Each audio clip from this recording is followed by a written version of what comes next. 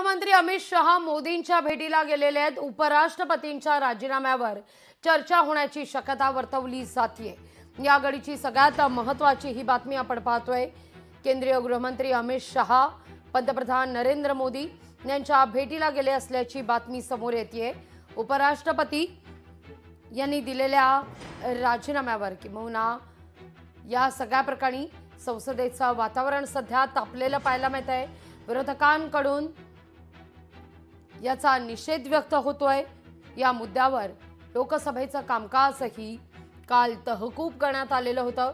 विरोधकांनी हा मुद्दा लावून धरला, चर्चेची मागणी केली। आता या सगळ्या घडामोडींनंतर केंद्रीय गृहमंत्री अमित शहा पंतप्रधान नरेंद्र मोदींच्या भेटीला गेले असल्याची बातमी समोर येते।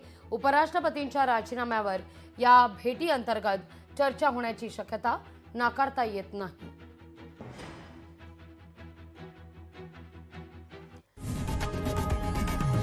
लोकशाही मराठी ऐका, पहा, जागरूक रहा।